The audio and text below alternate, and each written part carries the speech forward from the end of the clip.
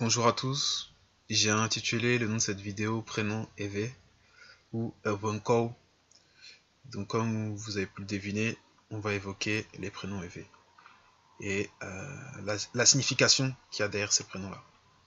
Chaque nom, chaque prénom, derrière ces noms, ces prénoms-là, il y a une signification. Lorsqu'on entend certains prénoms ou noms, on sait que un tel vient de tel pays, un tel est de telle ethnie, un tel vient de telle région, etc., etc., etc.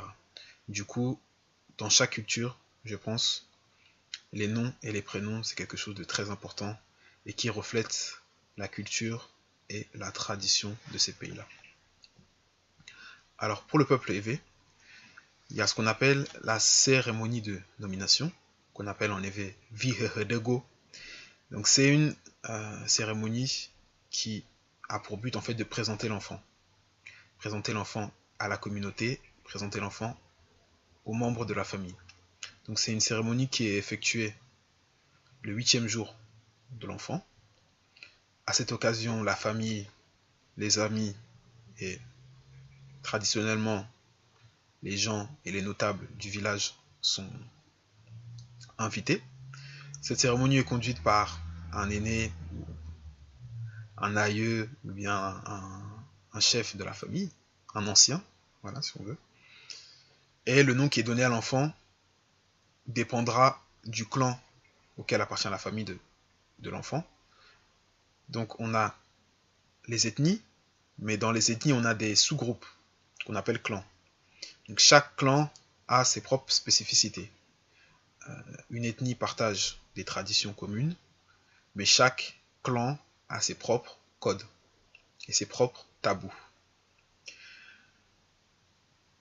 L'intérêt de cette cérémonie, c'est d'une part présenter l'enfant à la famille, à la communauté, demander la protection des ancêtres, car nos aïeux, nos ancêtres, pratiquaient les religions traditionnelles, notamment le culte des ancêtres. Donc du coup, demander la protection des ancêtres, c'est très important.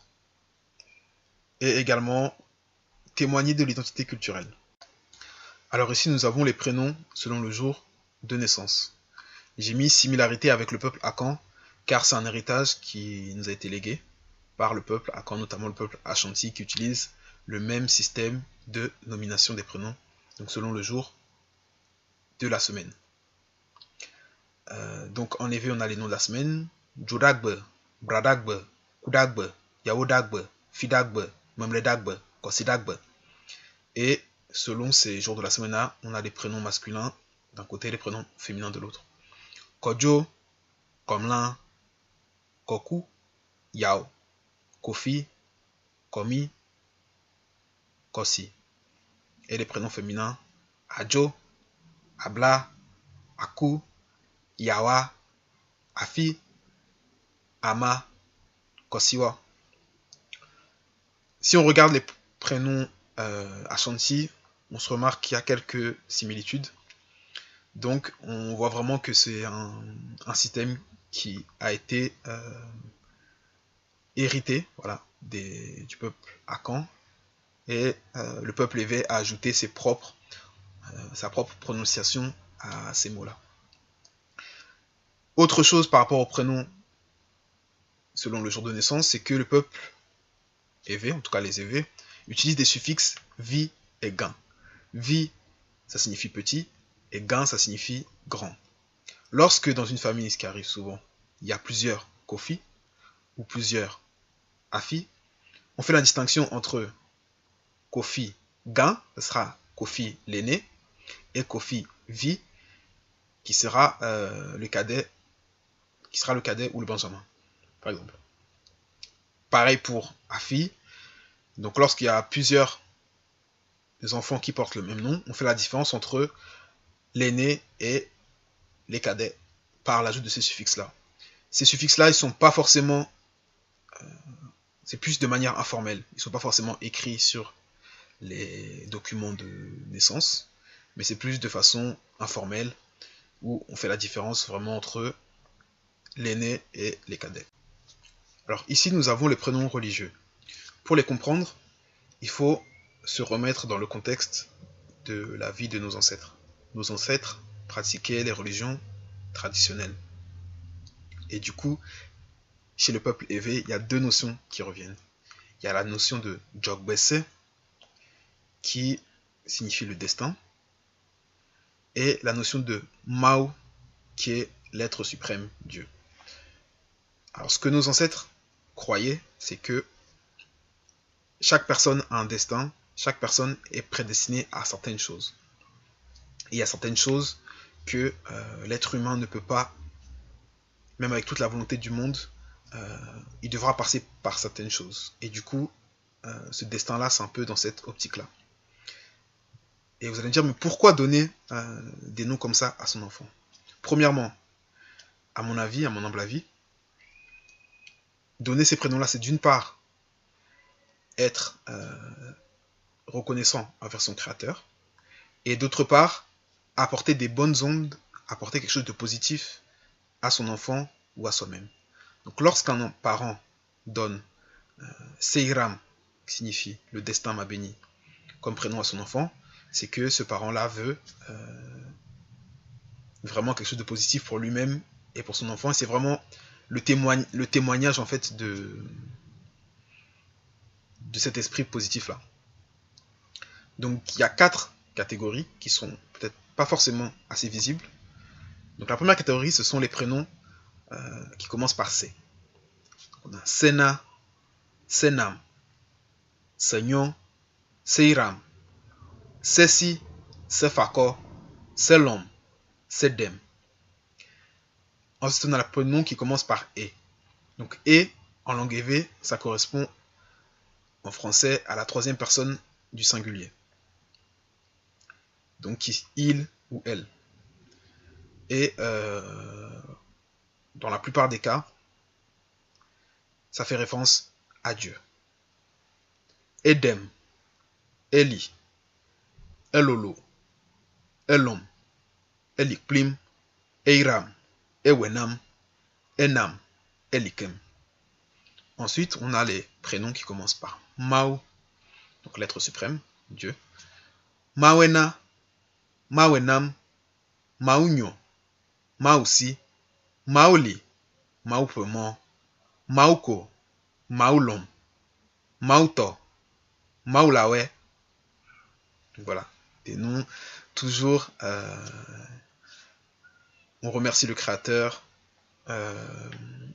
Toujours cette notion-là de cette relation avec son Créateur, un peu spirituelle.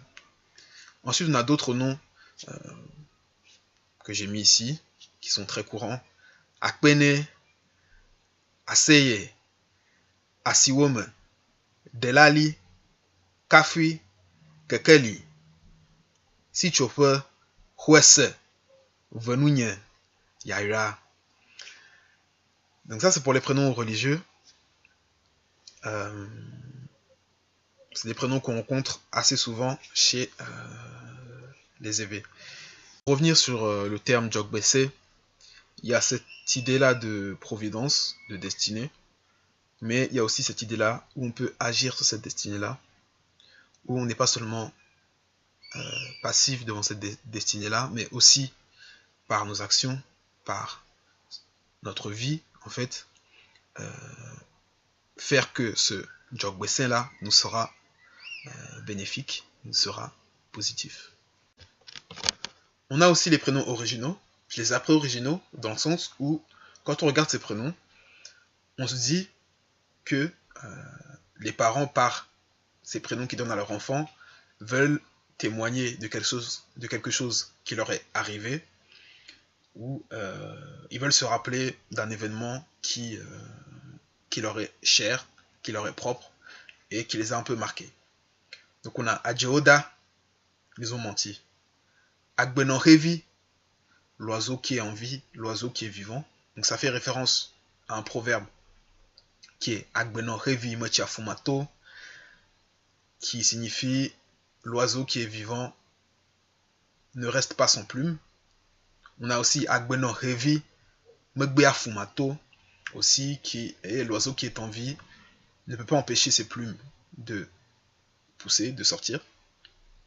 Et du coup, c'est un proverbe qui signifie, en gros, tant qu'il y a de la vie, il y a de l'espoir. Donc c'est un très beau prénom, mais qui a une signification derrière, lourde, assez lourde d'ailleurs. Amouga, l'humain vaut plus que l'argent. L'être humain est plus précieux que l'argent. Butchomekpo, pense à demain, réfléchis à demain. Poto Ogbo, mêle-toi de tes affaires. Gavivina, l'argent est doux, l'argent est plaisant. Manyao, je les connais. Mochokenao, je leur ai pardonné. Donc ça encore, c'est des prénoms très porteurs de sens. Et si les enfants qui les portent ne savent pas la signification derrière, moi je trouve ça assez grave. Parce que je pense que c'est quand même des prénoms assez difficiles à porter. Et si on ne connaît pas pourquoi ses parents nous les ont donnés, bah c'est un peu bête à mon sens. Le fait d'avoir des jumeaux ou des jumelles est considéré chez le peuple Ewe comme quelque chose de spécial. Donc, qui dit chose spéciale dit prénoms spéciaux. Alors lorsque sont des jumeaux, deux garçons, l'un s'appellera Achu et le second Eche.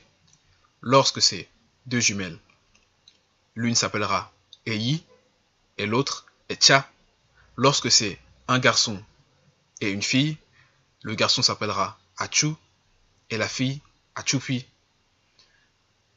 Après ça, il y a d'autres critères qui rentrent en compte.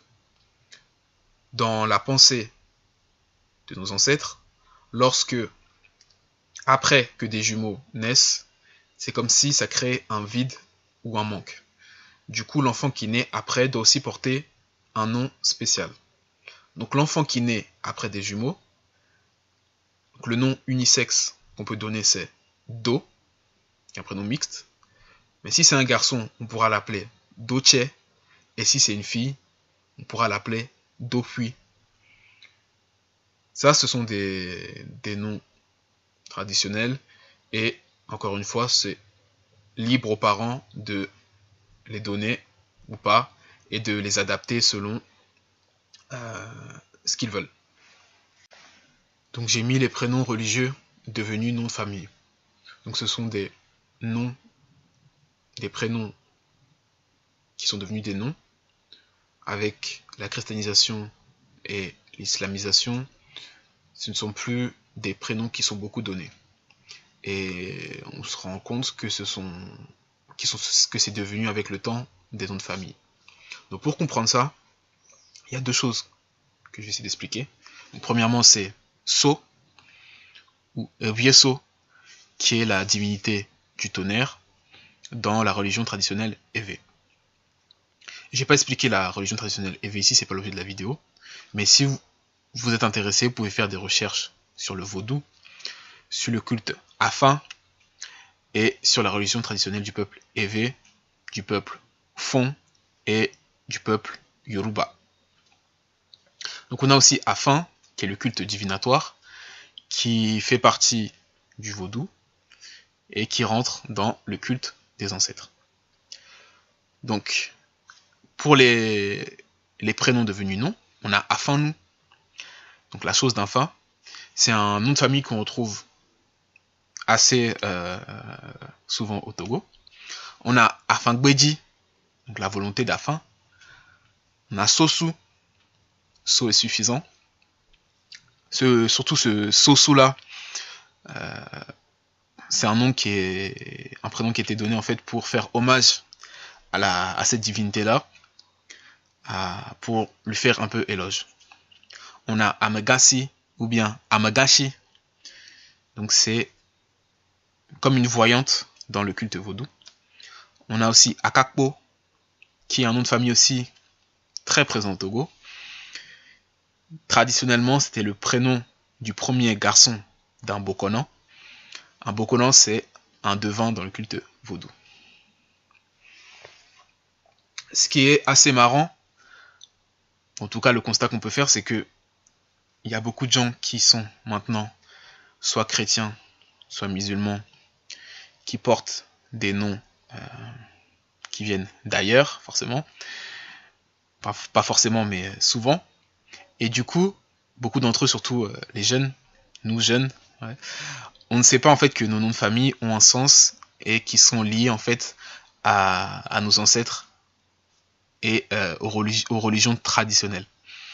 Et du coup, c'est un travail qu'on doit faire sur nous pour savoir d'où vient la signification de nos prénoms et de nos noms de famille. Et je pense que quand on aura fait ça, on se portera beaucoup mieux. J'ai voulu mettre les prénoms chez le peuple Mina. Donc, le peuple Mina, c'est un peuple qui est lié au peuple Ewe. Ce qu'il faut savoir, c'est que le peuple Mina en fait, est descendant du peuple Ga, qui est un peuple du Ghana actuel. Et le peuple Mina en fait, est descendant des habitants de la ville d'Elmina, au Ghana, près de Cape Coast, et aussi de la ville d'Accra actuelle. Et du coup, ces similitudes, on les retrouve, de culture, on les retrouve dans les noms, dans le système de noms. Donc ça, ce sont les noms par ordre de naissance. Donc pour les prénoms masculins, vous trouvez Aïté, Ekwe, Folie, Kani pour le deuxième garçon, Messin pour le troisième, Anani pour le quatrième, Anumu pour le cinquième. Pour les filles, chez la première fille, on trouvera Ayele ou bien Dédé. Pour la deuxième, Ayoko. La troisième, Kayi ou bien Massin. Pour la quatrième, Chocho. Pour la cinquième, Povi. Il faut savoir qu'aujourd'hui, avec la modernité, l'ordre de naissance n'est pas tout le temps respecté. Chacun fait un peu comme il veut. Et sinon, il y a d'autres prénoms féminins comme Adjele, Adjoko, Mable, et d'autres prénoms masculins, Laté, Teko, Tevi. Donc ça, ce sont des prénoms qu'on retrouve chez les familles originaires d'Aneho et de Glidji au Togo. Ici, nous avons les prénoms selon les circonstances de la naissance. Alors j'en ai mis 4. Il y en a d'autres, mais je ne connais pas tous. Donc on a Amatepe. Amatepe, c'est le nom qu'on donne à un garçon dont le père est décédé avant sa naissance. Surtout peu de temps avant sa naissance. Amatepe, ça signifie un peu celui qui vient remplacer le père. Donc, le père est parti, mais il y a un fils qui vient, et ce fils-là, c'est comme s'il remplaçait le père.